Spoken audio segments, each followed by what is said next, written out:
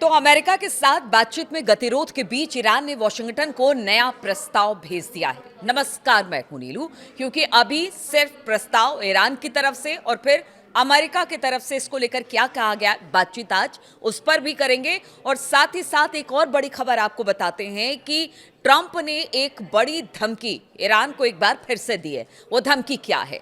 तो एक्सियोस की रिपोर्ट के अनुसार इस प्रस्ताव में जो कि ईरान ने अमेरिका को भेजी है, उसमें हॉर्मुज जो स्ट्रीट है उसको खोलने और युद्ध को खत्म करने की पेशकश की गई है। लेकिन परमाणु वार्ता के बाद के चरण के लिए टालने की बात कही गई है। यानी परमाणु वार्ता को बाद के चरण के लिए टालने की, यानी कि इसमें अभी बातचीत नहीं बन रही है, इसलिए कहा जा रहा है कि फिलहाल तो इसे टाल दिया जाए, बाद में देखेंगे, इस पर बातचीत करेंगे। ईरान ने पाकिस्तानी मध्यस्थों के जरिए यह प्रस्ताव अब अमेरिका को भेज दिया है। इसके पहले की बात की जाए तो ईरान के अर्ध सरकारी फार्स न्यूज एजेंसी ने बताया था कि ईरान ने पाकिस्तान के जरिए अमेरिका को एक लिखित संदेश भेजा है जिसमें हॉर्मुज स्ट्रेट और परमाणु मुद्दों समेत अपनी सीमाओं का जिक्र किया गया है। इस बीच अमेरिकी राष्ट्रपति डोनाल्ड ट्रंप ने कहा कि अगर तेहरान बातचीत करना चाहता है तो वो वॉशिंगटन को कॉल कर सकता है।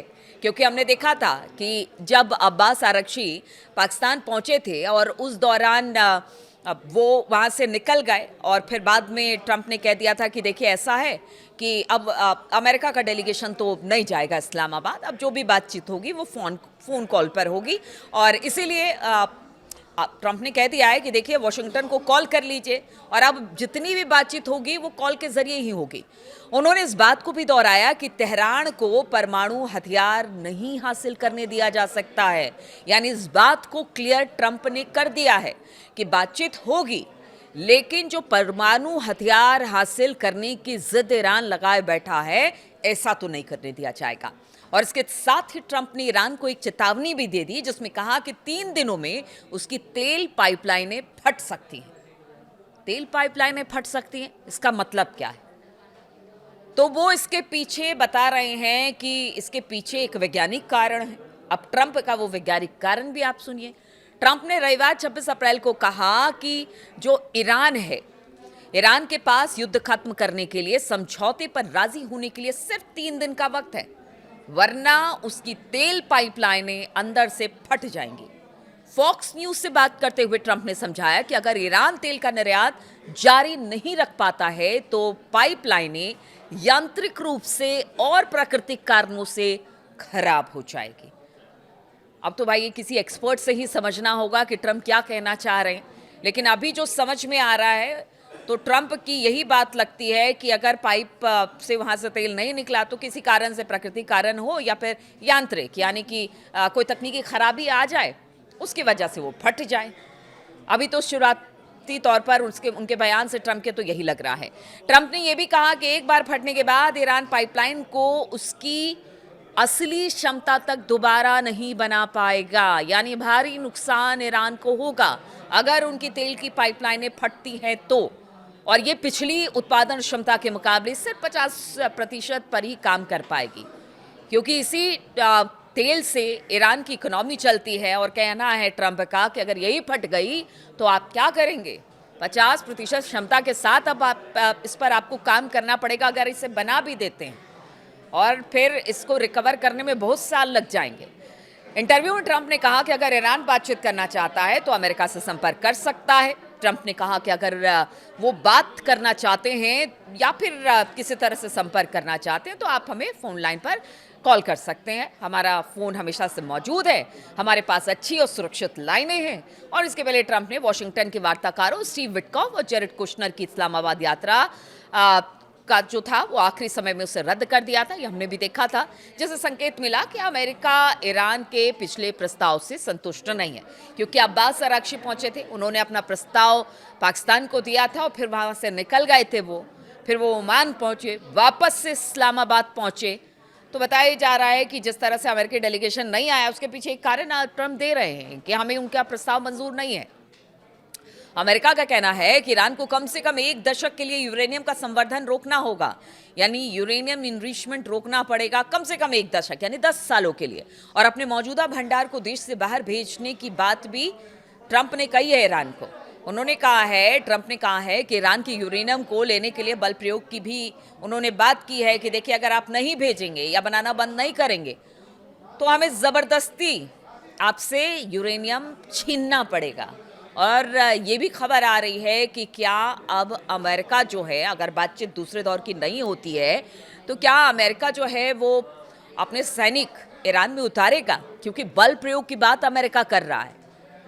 लेकिन ईरान ने चेता दिया है कि भाई आप देख लीजिए, जो भी करिए वो अपनी बुद्धि के अनुसार करिए, सोच समझ कर करिए, क्योंकि इसके परिणाम बहुत बुरे होंगे। रिपोर्ट में कहा गया कि ईरान के विदेश मंत्री अब्बास अराक्ची ने पिछले हफ्ते के आखिर में मध्यस्थों से कहा था कि अमेरिका की इन मांगों पर ईरानी नेतृत्व के भीतर कोई आम सहमति नहीं बनी है। यानी ईरान में एक धड़ा ये है, खासतौर पर अगर मुस्तफा खामनेई की बात की जाए, वो इन शर्तों को अमेरिका के मानने को तैयार नहीं है कि यूरेनियम इनरिचमेंट को बंद कर दिया जाएगा। साथ ही उन्होंने कहा कि देखिए, जो भी ट्रंप कह रहे हैं कि आप परमाणु कार्यक्रम को 10 साल के लिए आगे बढ़ा दीजिए, इस पर अभी सहमति नहीं बन पाई है। इसलिए शुरुआत में ही मैंने कहा कि उन्होंने कहा कि इसको आगे देखेंगे। फिलहाल अभी जो मौजूदा स्थिति है, खासतौर पर हॉर्मूज को लेकर, उस पर अगर बात बन जाती है तो सही है। तो साफ तौर से अब्बास अराक्ची भी, और अब्बास अराक्ची को भी हमने पीछे देखा है कि बिना मुस्तफा खामनेई या फिर IRGC के सहमति के बिना अब्बास अराक्ची वही बात रखते हैं जो मुस्तफा की तरफ से बात रखने को कहा जाता है। इसलिए वो कह रहे हैं कि जो बात अमेरिका कह रहा है, ईरान के नेतृत्व के भीतर कोई आम सहमति इसको लेकर नहीं बनी है। इसके पहले अगर रविवार की बात की जाए तो ईरानी विदेश मंत्री अब्बास अराक्ची एक बार फिर पाकिस्तान की राजधानी पहुंचे थे। अब्बास का ये 3 दिन में दूसरा दौरा है इस्लामाबाद का। उन्होंने पाकिस्तान के आर्मी चीफ वसीम मुनीर से मुलाकात की। इसके पहले वो शनिवार को भी शहबाज शरीफ और मुनीर से मुलाकात के बाद ओमान गए थे संक्षिप्त दौरे पर, जहां पर ईरानी राजदूत ने बताया कि अराक्ची रविवार को ही इस्लामाबाद गए वापस से, जहां वो सोमवार को राष्ट्रपति, अब बताया जा रहा है कि यानी कि आज वो राष्ट्रपति व्लादिमीर पुतिन से यानी सोमवार को मिलने वाले हैं, मुलाकात करने वाले हैं। और ये मुलाकात फिर किस तरह की होगी, क्या कुछ सहमति बनती है, व्लादिमीर पुतिन की तरफ से क्या बातें सामने आती है, क्योंकि ईरान का नया प्रस्ताव ऐसे समय में आया है जब कूटनीतिक प्रयास गतिरोध में फंसे हुए हैं। वहीं ईरानी नेतृत्व इस बात पर बटा हुआ है कि परमाणु मामलों पर क्या रियायतें दी जानी चाहिए, मतलब किस तरह की बातचीत परमाणु कार्यक्रम को लेकर हो, इस पर अभी कोई राय नहीं बन पाई है। ईरान का यह प्रस्ताव इस मुद्दे को दरकिनार करते हुए एक तेज समझौते की राह खोल सकता है। और इस बीच जानकार मानते हैं कि अमेरिका और ईरान के बीच समझौते की संभावना बन रही है। अल जजीरा की एक रिपोर्ट के मुताबिक इस्लामाबाद के सूत्रों के हवाले से बताया कि एक फ्रेमवर्क तैयार हो रहा है जो ऐसा आधार देगा जिससे सभी पक्ष किसी समझौते पर पहुंच सके। इसमें केवल ईरान और अमेरिका ही नहीं बल्कि मुख्य रूप से खाड़ी देश भी शामिल होंगे। पाकिस्तान अभी भी उम्मीद लगाए बैठा है कि बातचीत का दूसरा दौर होगा।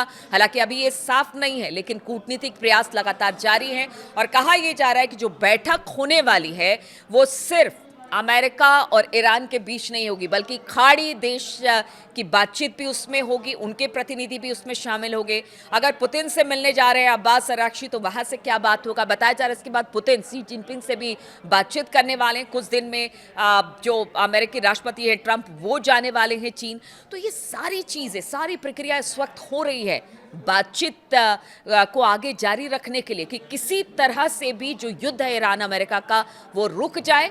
लेकिन गतिरोध अब भी बरकरार है और इस गतिरोध के बीच में प्रयास अब भी जारी है, लेकिन दूसरी तरफ ट्रंप की धमकी भी जारी है। अब देखना होगा ये जो दूसरे दौर की बातचीत का प्रयास किया जा रहा है वो क्या सफल होता है, क्या युद्ध यहाँ से रुकता है।